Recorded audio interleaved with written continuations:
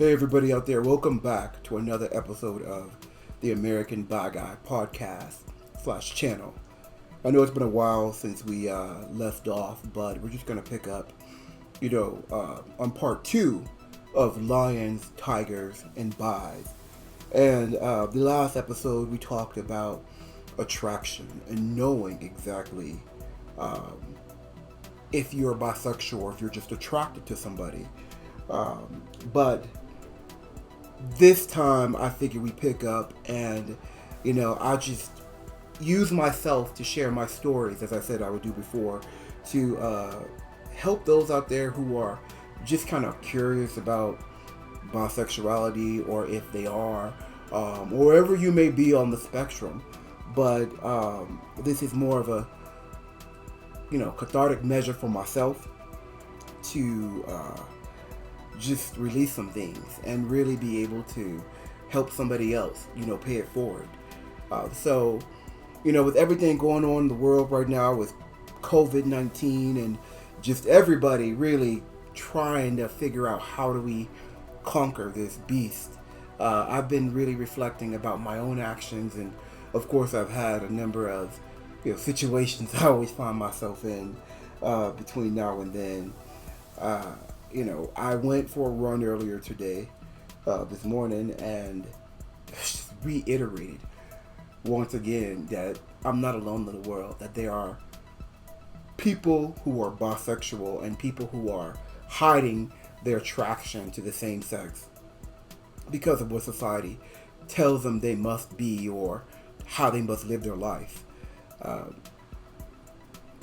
Case in point, recently, I'm a gym rat. If anybody knows me personally knows that I'm a big gym rat. I love the workout. I love the feeling. It's great for me. But in the gym, I see men all the time staring at me. I mean, to the point where it really would make you feel uncomfortable.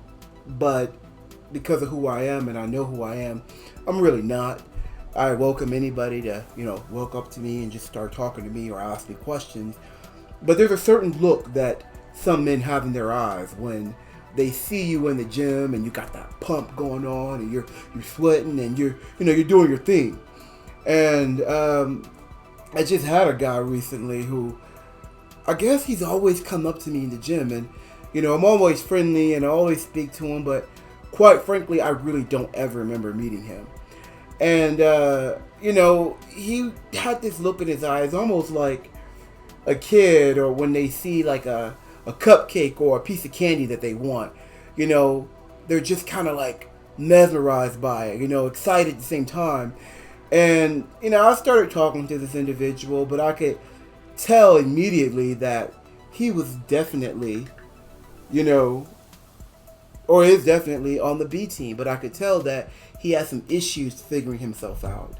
And quite frankly, I'm too old to kind of walk with somebody step by step, every person that I meet, and trying to figure it out, which is why I'm doing this podcast, and also the reason why I have this channel, because I personally feel as though we, can help each other out. But a lot of people are still contemplating it, and they want to play this game where, they make you feel as though you're wrong, or they're playing a game with you.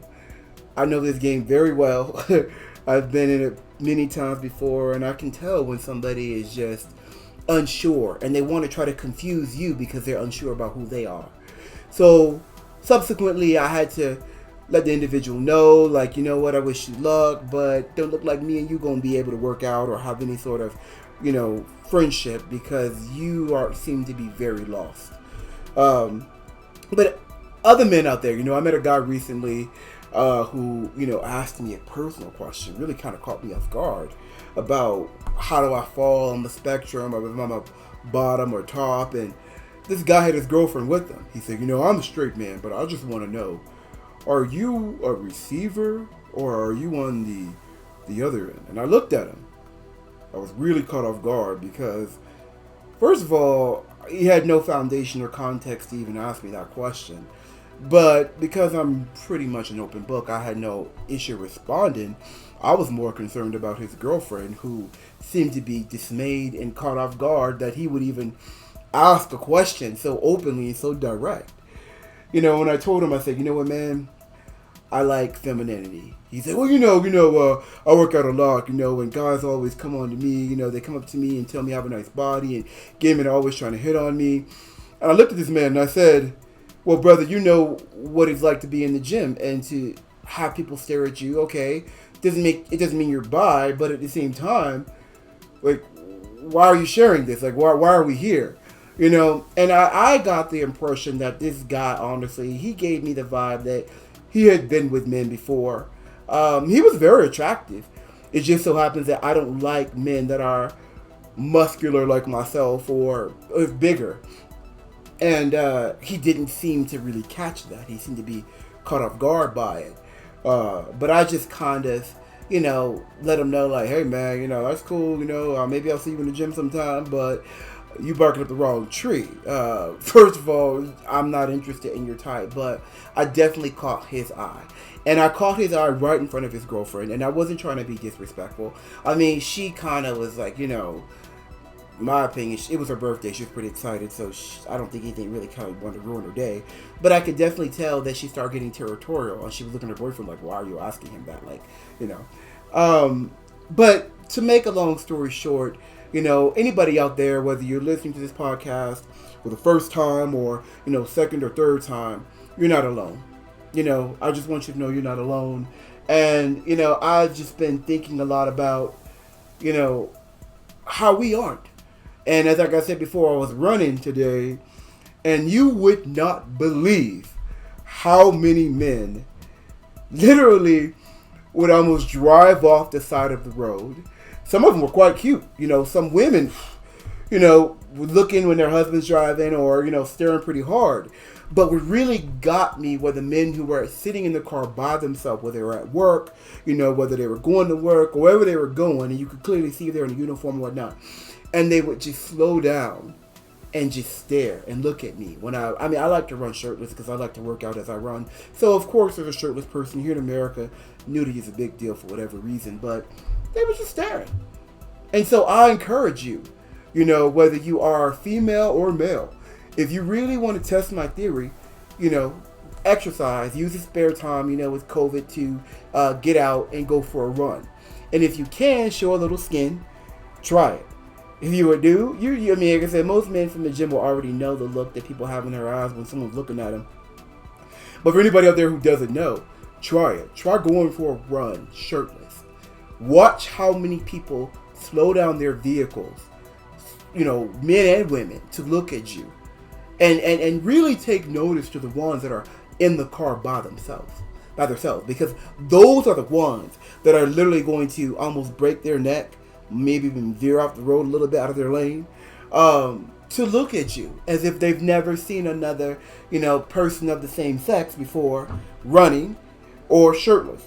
They're going to look, so I really encourage us all to really, like I said before, think about how we're in this together. But if you're on the B team like myself, you're not alone. Trying to figure out life is very difficult for all of us and where we're going. And it's especially difficult for young people. Anybody. I can tell you right now, whether you're a teenager or not, you're always on a quest to find yourself. And I really want to talk to, you guys about me and my experience. I remember last time I shared with you guys what I went through in elementary school.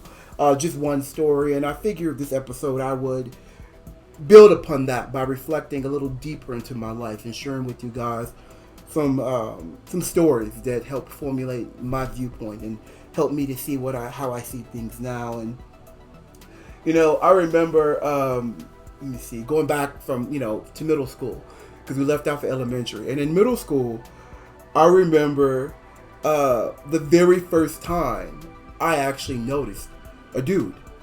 And it wasn't one of those things where, I knew what it was. I was very confused because I remember always and still having attraction to women. And this would be the same theme throughout, as I said before. It was one guy and one female that I liked through middle school and high school. In college, things got a little bit more funkier, but going back to middle school, the very first time I noticed a guy, I was in the 7th grade. And I remember this guy, he was a black boy, and he was in choir with me, but we had also had like math class and English and some other courses together. And I remember this guy was very feminine. And he said that at the time, he's like, I'm straight. He had a couple girlfriends and whatnot. But I remember just staring at him. And I didn't know why I was staring at him. And what it turned into was me kind of like picking on him a little bit. Like I kind of picked a fight with him. You know, as I mentioned before, I fought a lot. By the time I got to middle school, my behavior had definitely, subdued when it came to that piece. But I was still very verbal. I said things that probably people my age, kids my age shouldn't say. And so I picked a fight with this dude. And he fought back, And I remember one day I was walking up to the schoolhouse and he said, you know what, man? He said, it's the beginning of a school year. Why can't me and you just be friends? And I didn't really know what to say because I wanted to be his friend, but I did the same thing that it's an age-old, I don't think it's right, but the whole story of how like a boy picks on a girl, when he really likes her, and kids kind of do that with each other. They kind of pick on each other, not really saying, I really like you. But I picked on him. And, after that, I didn't pick on him anymore. And, we became friends with one another for the most part. We weren't close friends, but, we shared a lot of courses together. And I had a crush on that guy. At the same time, I had a crush on a girl. And I had a crush on that girl all throughout middle school. I mean, I remember she was a black girl. And I remember she was from like DC. And I don't know, I just really thought she was like just everything. And I constantly, every day before I would go to school, I would, pray to only look at her. To not look at the guy, or any guy for that matter. Because, I was a pubescent teen. So my hormones were going like any other teenager. But really, to focus on liking her. And, it came to a situation where she kind of knew I liked her, and we kind of talked a little bit. But I grew up in a very religious household. And so I was raised in an environment where any sort of desires that you had for men, same sex, or women, opposite sex, that was sin. That was wrong. And I believe I raised this argument before, but I always tell people that, you're human and all you can ever be is human. And when you're a teenager and you're going through all these changes, and this was during the era of, I believe, like 99, so right around the Y2K, and everyone's going crazy and everybody is, freaking out that the world's going to come to an end and the computer's going to shut down. And so I was in this religious environment, thinking the world's going to come to an end. I'm going through puberty. I like this girl. I like this guy. I don't want to go to hell, and it was very, very difficult. And I made it through, and I knew I wasn't alone because I witnessed things, in middle school, that really kind of threw me. And for anybody out there that's raising kids, like I'm not currently raising children. I plan to have children one day, but I can't imagine how difficult that must be. But I want you to, if you have a kid that you suspect that might be gay or might be bi, or you're just not really sure, accept them, love them, let them know that you are an ear they can lean on and talk to, because that is just, it's so precious. And one reason why I share this story, because, I was very confused. I had nobody to talk to. Meanwhile, I had, guys in school that would say little things. Like I remember one time I went on a, I want to say something. Those band and those choir kids, like, they may seem nerdy, but they will turn up in a minute, okay? They will really do some things and will blow your mind. I mean, they may not have to be on the, athletic varsity or junior varsity, but yeah, they did some crazy things. And I remember I met this one kid, and he was never in any of my classes, but he knew who I was. And I'd walk to school every day. And one day, he said, hey man, what's up? He's like, yo, you're a cool guy. I want to hang out with you. And I was like, okay, yeah, whatever. Let's play Pokemon cards, something like that. We proceeded to be friends, and he started saying weird things to me. That even though I might have been fighting or dealing with my own sexuality, this boy was very direct. And, he didn't identify as gay or identify, of course, as bi in the 90s. But he would say little weird things to me about that was just inappropriate. And I remember just being like, okay, the devil's a liar. Like, what the hell? This is really weird. But kids do things like that. And so as a parent, if you're out there, I just want you to think about, you don't know what your kid is going through. You don't know what they went through in school. You don't know what they're dealing with inside personally, So just really, accept and love your kid. Maybe it's a stage. For some people, they look at bisexuality as a stage. But for many people, it's not. It's literally who we are. Of course, like I said, I had nobody to tell these stories to. So I just kind of remember them. And I'm just like, okay, By the time I got to high school, wow. Same ordeal. But it was the same guy. Well, not from middle school. It was one girl. And one guy.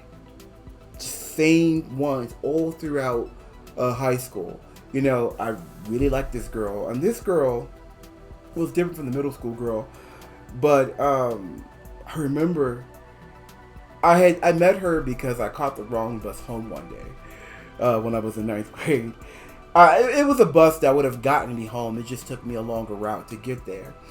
And I remember meeting this girl. She was this African girl. She was dark-skinned, beautiful, really light brown eyes.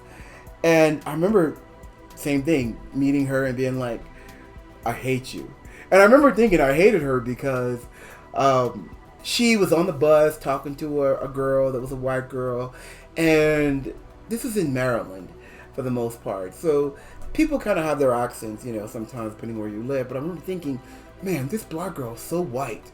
That's what I thought. I was like, I don't like her.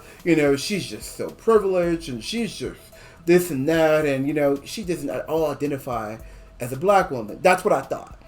And as I went through my sophomore and junior and subsequent senior year, of course, that whole opinion just changed. I didn't pick with her, but I was dying to get next to her, literally. It was insane, It's like any other teenage boy, And I still, to this day, think she, was attractive at the time. I've seen some pictures of her now, and I'm just like, okay, yeah, definitely not going to do it for me anymore. But at the same time, I was dealing with all those feelings as a high schooler. I was also dealing with attraction to this guy. And this guy was, I think he was Polish or some sort of Czech background. And he was one of those white guys that dated black girls, hung around black people. I hate saying dress like black people or anything like that because I think you can be, whatever race you want to be and wear whatever the hell you want to wear. So I would say that he was pretty much down with black culture and black people as far as it got for the early 2000s. And I remember this kid, I didn't pick a fight with him, but there were many times throughout, we had a couple classes together and we just so happened to always have to sit kind of across each other. And I remember he'd always kind of stare at me and I'd stare at him and we kind of talk, but we never would truly say anything that would reveal maybe what we were thinking. But he would do little things to let me know that he was interested in me. Like, I remember one time, he was bragging about, I don't know, he was like, oh yeah, I had a good time, something he had did. And he was like, yeah, man, I'm doing all right. And I was like, okay, yeah, cool, got your little job, whatever. And I think, he gave me one day, a piece of paper. He was like, hey, man, here. And it was, his check stub. And I think it also was something about his bank account. And he knew, not being honest with you, in high school, I was never the most masculine male. So a lot of people presumed that I was gay. They just presumed that I'm a gay man and, or I was a gay teenager, whatever. And I did some things and maybe thanked them that, I kind of I gave them reason to maybe be a little suspect. You know, I walk around with like blue contacts and all sorts of weird color contacts at the time. But anyway, he gave me this piece of paper that was like a check stub, and he was like, "Yeah." He was like, "I want to show you this," and I was like, "Okay." And I looked at it, and then I don't remember how much was in there. This was a long time ago. And I was like, "All right." I gave it back to him, and he was like, "Yeah." He was like, "I just wanted you to see that." And I'm like, "Okay, you know, like, why are you showing me that?" And I remember I would like purposely like, and that's what I always tell people, like, you know, when guys are sagging, like, they know what they're doing. When you see men out here sagging, no matter in prison, on the street, what have you, they're showing off their ass, you know. And so I remember I wasn't even the type of guy to sag, but I remember like he would sag and he would get up and he would bend over in front of me, and then I would get up and then I would sag, you know, and we would like sag in front of each other, like on purpose, you know. But nobody would ever say anything. It was like this little weird game we would play with each other. But as much as I was interested in this guy, I was also interested in a girl. And I think for a lot of people, whether they're dealing with that at middle school or whether they're dealing with that in high school or even as an adult or in college or what have you, that is what puts this this idea that people are confused. You know, and I don't think that it's a confusion. I just think that sometimes you meet people and you just vibe with them. And if you're open to it, you know, it could be somebody of the opposite sex. It could be somebody of the same sex. And when you're bi, you don't really know that about yourself. You just think that you are supposed to be like everybody else. That, you know, I'm supposed to only like the opposite sex. Or I'm going to be all the way gay and only like, you know, the same sex. And whichever route you choose, that's totally fine. But like I said, the reason for this podcast is for people to know that you're not alone. And I'm sure that there are people that are listening to this or watching it, wherever you may be, you know, who are reflecting upon that situation where they found themselves making eye contact with the same sex. Or, you know, or maybe even they're straight and they can relate to, you know, finding that connection with somebody of the, you know, opposite sex. But the point being is that it happens, you know, and I share these stories just to let you know that, hey, you know, many of us are walking around here right now harboring these feelings. We're harboring these desires, these levels of attraction. And sometimes they're small, and that's just attraction. Sometimes it goes beyond that. You know, sometimes the heart gets really involved. Sometimes it's just physical. Sometimes, you know, it's so strong that you find yourself in the situation where, you know, you're almost like in a three-way or throuple, you know, or something like that. And I'm not saying that I necessarily have been in a full-on threesome relationship with anybody. But, you know, right now, a lot of people are kind of coming down on, you know, Will and Jada right now with the whole entanglement thing, right? You know, I was thinking about this, like I said, as I was planning this episode about, you know, television, and Will and Jada are Black Hollywood royalty, you know, and their children, you know, the two we pretty much hear from are Willow and Jaden, and there was all sorts of, you know, talk about Willow saying that, you know, she needs a guy and a girl that Jada has on the Red Table, her show on Facebook. There's all sorts of talk about, you know, Jaden putting out there that, I think he said Tyler, the Creator, was his boyfriend.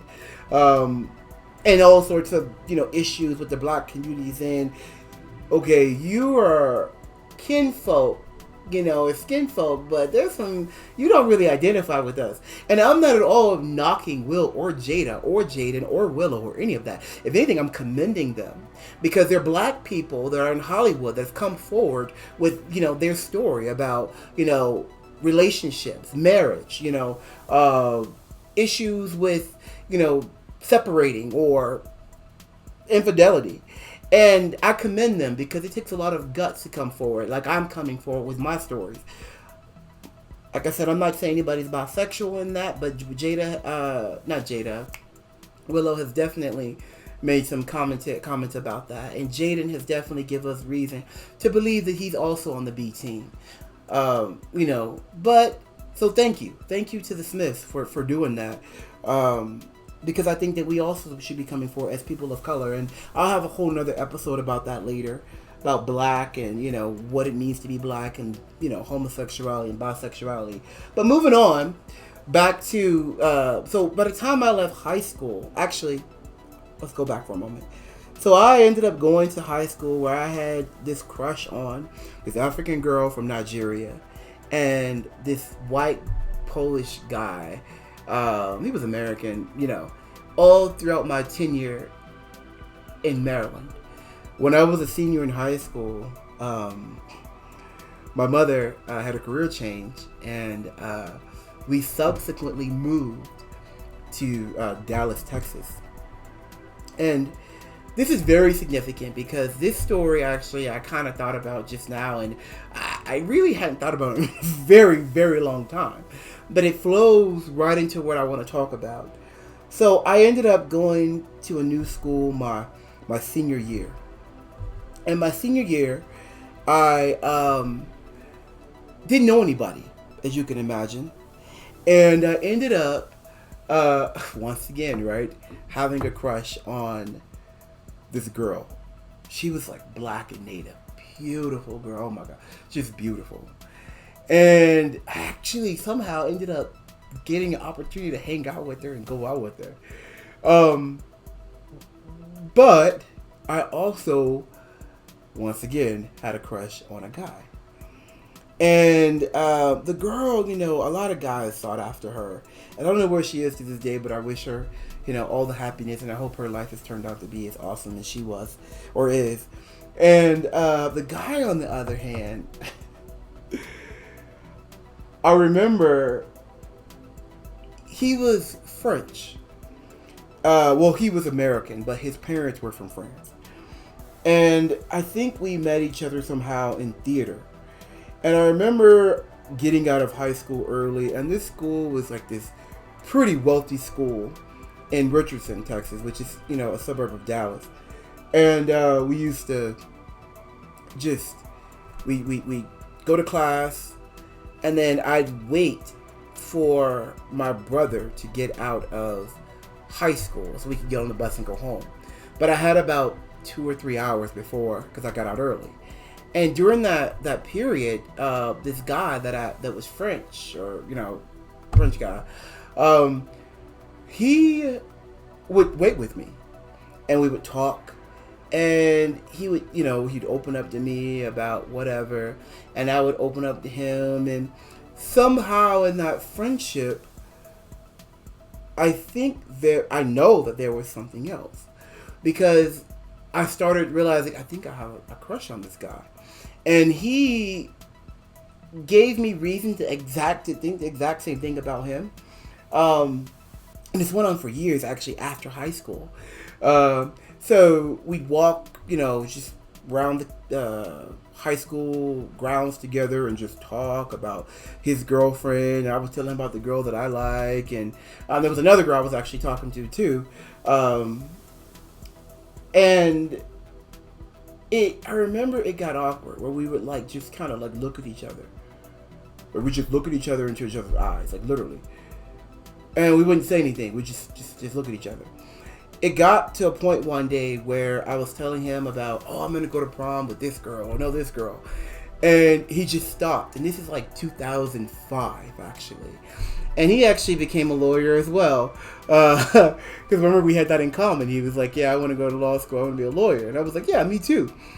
And I remember he looked at me one day and he said, hey, man, can I go to prom with you?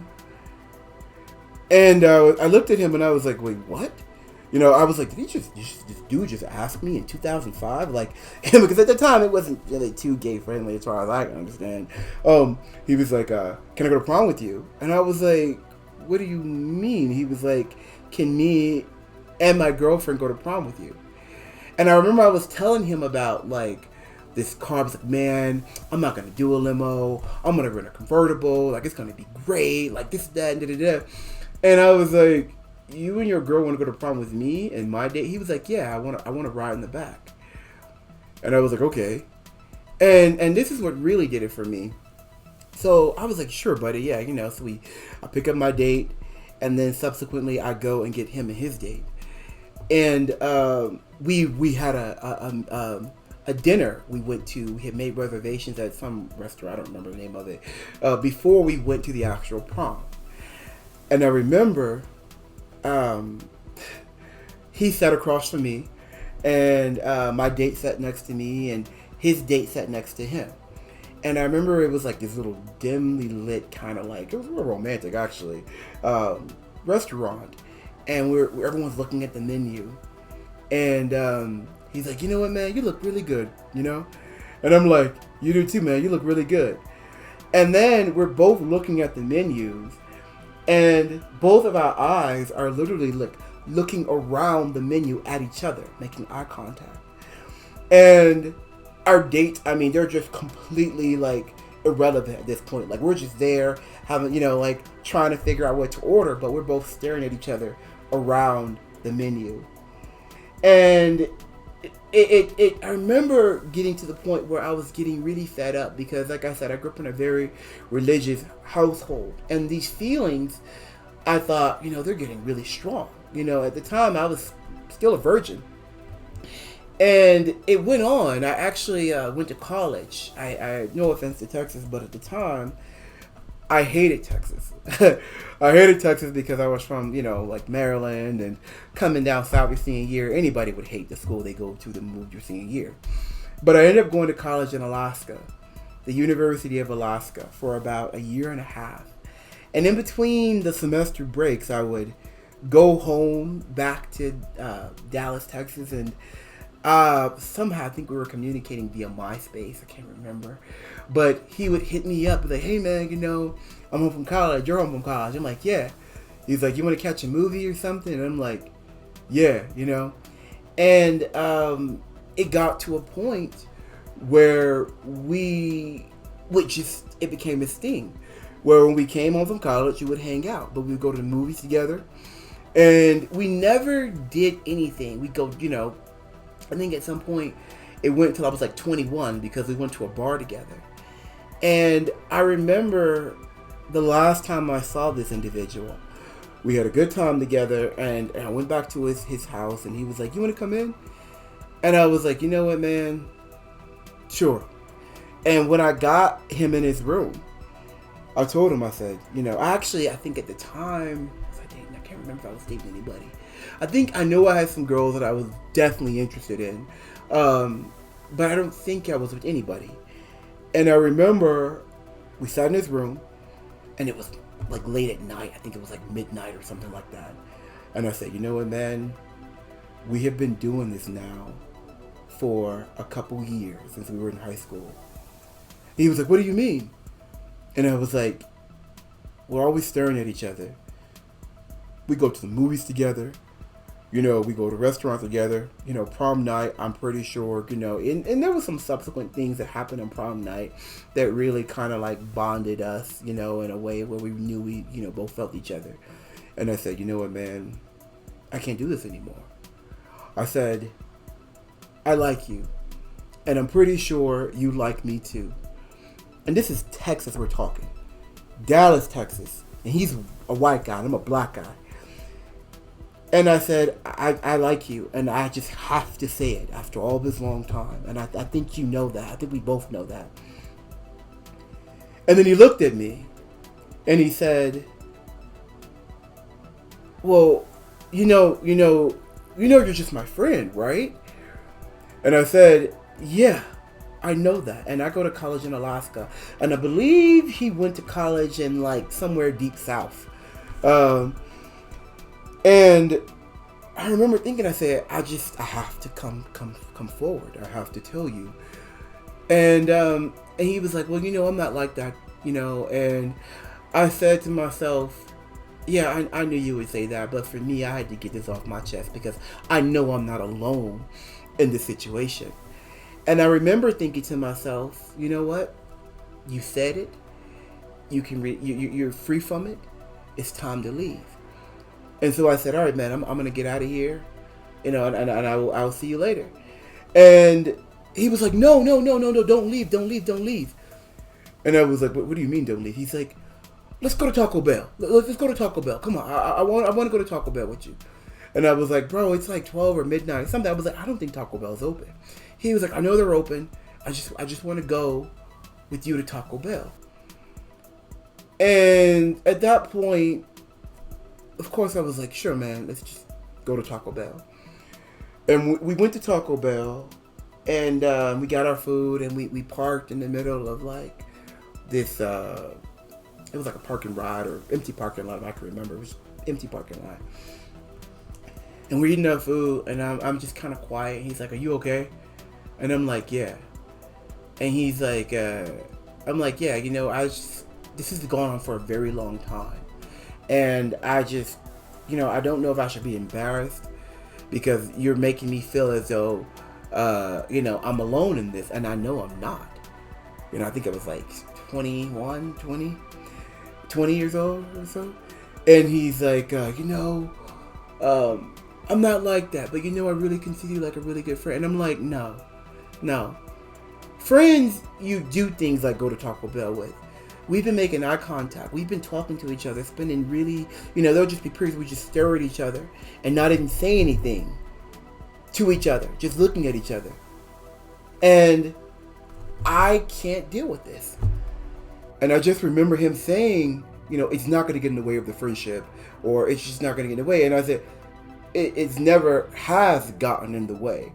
But for me, it's important for me to acknowledge how I feel. And you don't have to acknowledge it, but I'm not going to be kept, being strung along, and you not admit what is obvious between us, or what's been going on for years. Because there's something here.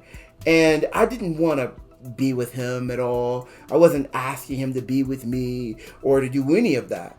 It was just acknowledging these years of, us bonding in ways that two heterosexual men don't bond.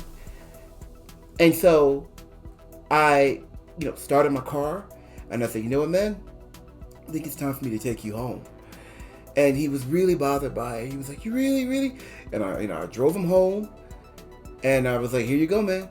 It's been great, being friends with you. And, maybe I'll see you around. And he was like, I remember he was like, really?